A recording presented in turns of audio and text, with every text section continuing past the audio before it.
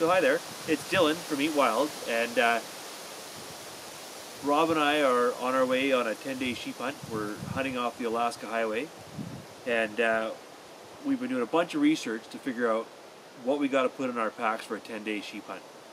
So I thought this might be a useful short video for you to at least take a look at what we're thinking, and hopefully we got it somewhat right, and we'll be able to tell you how well we did after we make our way up the mountain and back.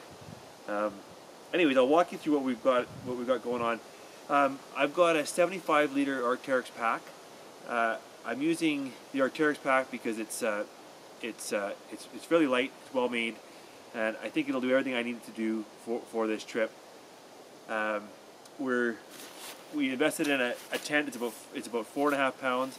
It's an MSR Hubba, and awesome little tent, lots of ventilation, but still pretty sturdy and very light for the quality of shelter it is. Got a Thermarest. It weighs just a little over a pound, and my sleeping bag, and it's a few pounds. The case turns inside out, and you can use that as a pillow. I've got gaiters, of course, which I'll be wearing on the hike up. I've got my main jacket, which I'll bring. I'm going to bring rain gear, a lightweight shell and pants for wet days. It's really important when you're on a long trip like this that you don't get wet. So being able to whip out some light rain gear during the trip, if you see some rain coming on, is really important. Make sure you put it on before it starts raining. I've invested in these 3-ounce Croc shoes, which I'm looking forward to stepping into after a long day in my boots. We can also use them for crossing rivers. Occasionally you'll have to wade across a river, and it's nice to have something on your feet to keep your feet off the rocks. I've got a cover for the outside of my pack to keep everything nice and dry inside my pack. Again, you don't want to, if you get rained on, of course, your pack's going to get rained on, and if all your gear inside your pack gets wet, then you're equally as screwed. I bring one lightweight insulative layer. It just weighs a little over a pound. It's a little down jacket, which I also use as my pillow. I'll use my ski poles to help stabilize me as I'm climbing up and down the mountain. Not only does it make backpacking so much easier, it makes backpacking so much safer. Just having 4 points of contact, especially when you got a heavy load. I learned to use, or I started using ski poles for hiking late in life, and I wish I'd learned this a lot sooner. I've got some other gear. I've got my safety kit here, which has got a couple lighters, an extra headlamp, some extra batteries, a candle for starting fires, a couple large garbage cans, garbage bags, and a few pieces of rope, and my whistle. So this kit sort of stays at the bottom of my pack. It's also got a space blanket in there for emergency situations. I brought a repair kit. Inside my repair kit, I've got a couple of bandages, got my hunting license, and I've got some patches and some glue to patch my Thermarest or our tent if we have a blowout. And I got a little sewing kit in there just in case. I've got my a little bag full of stuff that I use fairly regularly, like my bug net. We're expecting bad bugs on this trip, so I've got a bug net, my daily use headlamp.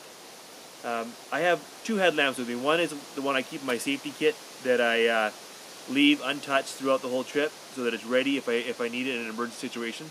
I got my regular headlamp that I use during the evenings to read or whatever at night, or to make dinner late at night when the lights are out.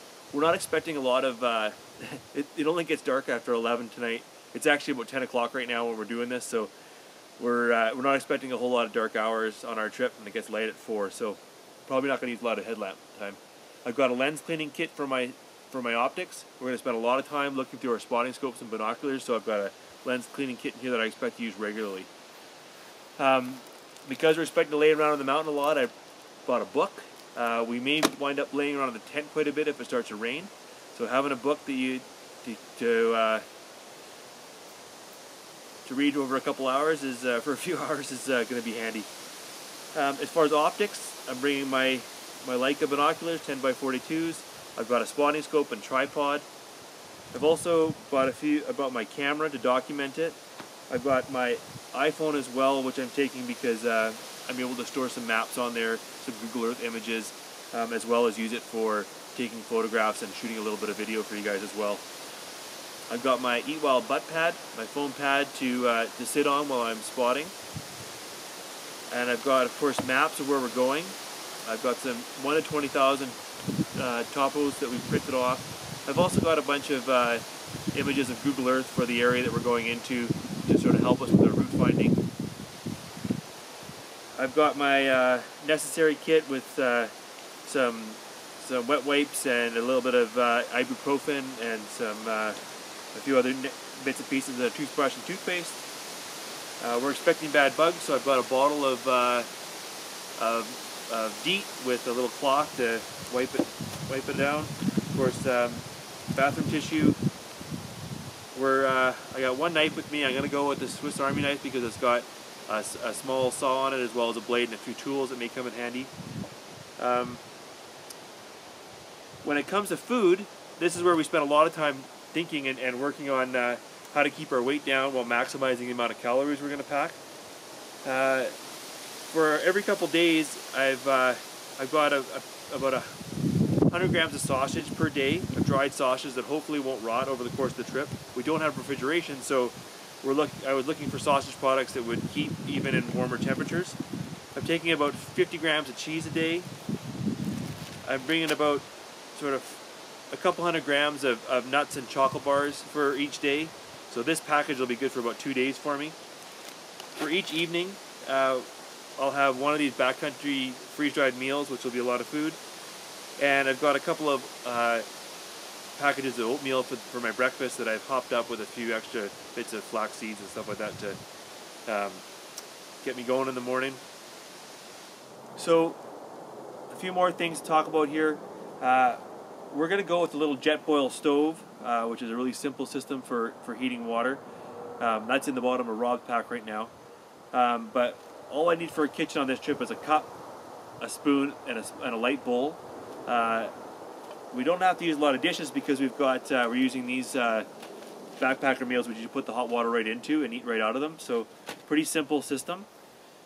As far as clothing, again, trying to keep our weight down. What I opted to do is just take one change of clothes for basically one extra pair of socks, an extra pair of underwear, long underwear, and a long sleeve shirt. My thinking is that it'll be warm enough in the days that we can probably wash our socks and underwear in a creek and dry them out. I am bringing one pair of shorts if it does get warm enough and I can't wear my camouflage pants up the hill. I've brought a little bit of a bug mesh for my face, gloves, a toque, and a little neck warmer. And I've got a little towel that I'm bringing up. It'd be nice to, on a warm day, to be able to have a little bit of a bath in a creek. What I've done here is I've just taken all this stuff and I'll stuff it inside of a game bag. You may want to have a game bag while you're up there. Of course, if you harvest an animal and you'll want to put the meat inside of a game bag, but for now, I'm going to stuff it inside of, put my clothes in there for now to keep things organized. You can also use a game bag for a pillow as well. Last thing, I'm going to have water here. I've got some water purification tablets. I've got a small 2-liter bladder that I'll bring as well. And then my water bottle, which I've got a little bit of duct tape on the outside in case I get a blister or need to tape something up.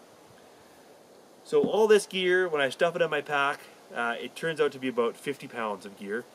So that, along with your rifle, which is going to be about 8 pounds, and your box of bullets. So I'm expecting to go up the hill with about 60 pounds of gear, maybe 65 if you're with water, which hopefully I can manage it. But I think it's a good target to have your backpack at about 50 pounds for a 10-day trip. So we'll see how that goes, and we'll check in with you a little later on the trip and see how everything went. Okay, thanks for watching.